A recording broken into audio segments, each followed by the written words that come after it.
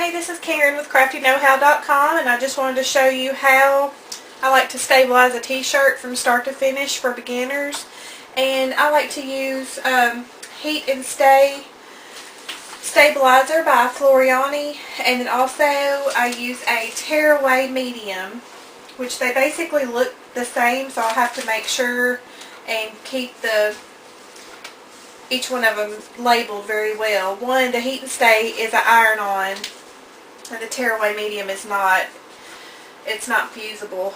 The first thing I like to do is I have a fabric marker that I use called Mark Be Gone, and it will mark on your shirt blue, and then that way you can center it, which I'm fixing to show you. The great thing about it is you take a little water and spray it, and it just absolutely disappears. So when you're done, the person will never know you even used that. So the first thing I want to do, I just make sure that my t-shirt is laid out flat, armpit to armpit, gently. I do not like to stretch my fabrics, and so I just gently make sure that it's centered. With the naked eye, I just take and find my center between my two armpits and then in the center of my neck. And so I just mark a little center dot there, and I draw a line straight up to the neck. And then I come back and I draw a horizontal line. And if you ever mess up on this, you're always okay to spritz that, wait a little bit for it to dry, or use a blow dryer and blow dry it dry, and then redo it. It's always better to do it a second time than to do it wrong the first time, and leave it that way. Okay, so I've got my center. I feel pretty good about that. I'm going to turn my shirt inside out so that I can get it stabilized. And you want to make sure the arms go out as well so everything's nice and flat. You know that you're looking at the front of the shirt, or the back of the front, because there's your front and your tag is going to be laying there flat. So once again, lay your shirt out flat. Make sure the armpits, because this is where your design is going to be, right through here, so your armpits have to be laid out flat. Once again, don't stretch the fabrics. We just want to make sure it's nice and flat. We're just doing it nice and gentle. Okay, and your line should still be pretty straight. I mean, it should be exactly straight, just like you did on the front. Okay, so I'm getting ready to hoop my item. I like to hoop the tearaway, so I'm going to go ahead and do that. I don't have my scissors. And I'm going to be using a 5x7 hoop, so I'm just going to go ahead and cut my sheet. I do not like to hoop my items. I like to hoop the stabilizer. So I will show you how I do this. Whenever I hoop, I always start on the left side, make sure that goes down, and walk it, and then use the palm of my hands. An ironing board is not usually a really stable place to do it, but I'm just doing it for the camera. Okay, and then just gently make sure that your hoop is lined up. It's nice and firm, like a drum. It's not going to be too tight that it tears, and it's not going to be loose. It'll just be like a drum. Okay, I'm going to take my Heat and Stay, because this is what's going to fuse to my shirt and make it stay in one place. And so this design that I'm going to be using is a horizontal design, and so I want to see how wide that I want it, which is going to be no more than the width of my 5x7 hoop.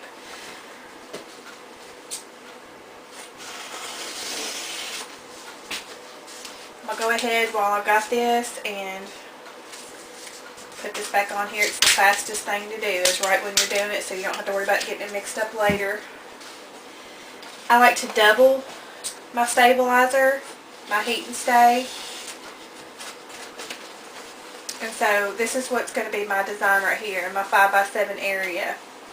And this should fit right over top of it. The Heat and Stay has two sides. I don't know if you can see the shiny. This is the side that's going to adhere to your shirt, and this is the side that we're going to be ironing. So I do one at a time, and all of my designs I do about an inch. Depends on the size of the shirt. If it's for an adult, I do just a little bit lower. maybe 2 inches, but for a child, because their body is so small, you definitely want the design on their chest and not their stomach, which is a lot of times I've seen that, and I do not like that at all. So I'm going to make sure that my stabilizer is right under the neck, and that there's a line that goes even in your middle of your mark here, so everything's nice and centered. So I'm going to take I kind of do it from the center out. Just make sure your edges are on there and that your piece is nice and straight. You don't have to iron this a whole lot, just enough to stay on there while you're working.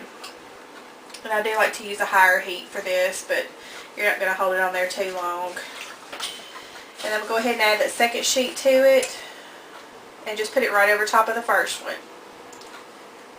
If it's not perfectly, my first piece was a tad bit bigger than my second one, it's okay. Just make sure your center is the part that gets the most stabilizer.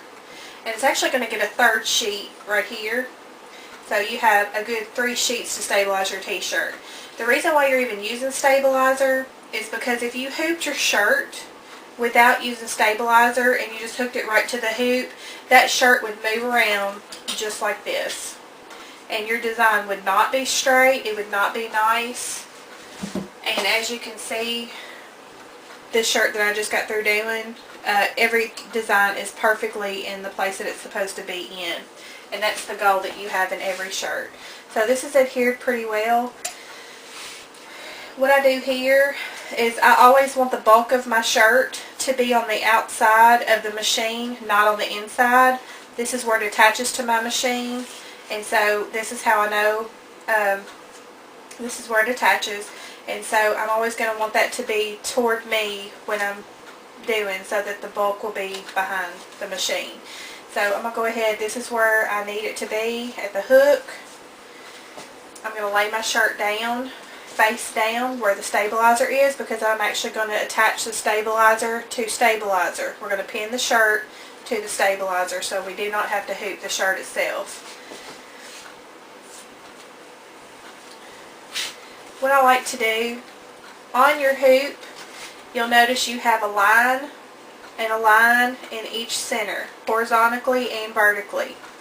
And so that's why I made the horizontal and the vertical marks on here, so that they will perfectly line up with those. So I'm going to lay it on here and kind of get an idea.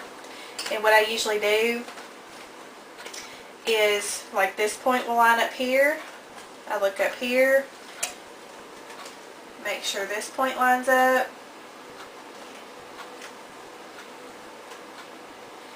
And then I just double check everything to make sure it's kind of lining up here.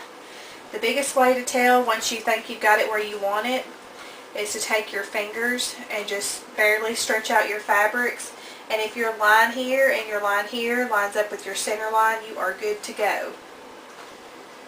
Because if you are not centered this way, your design will look sideways. It can always be over to one side or the other, because your design usually doesn't stretch as far horizontally. But it definitely makes a huge difference if you're lined up vertically. But both of them matter a whole lot.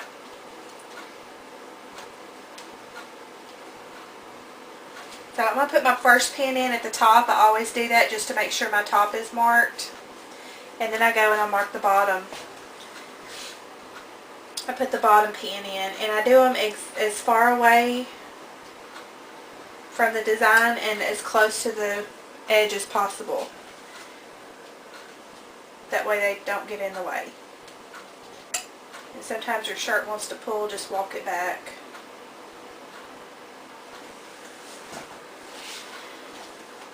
Okay.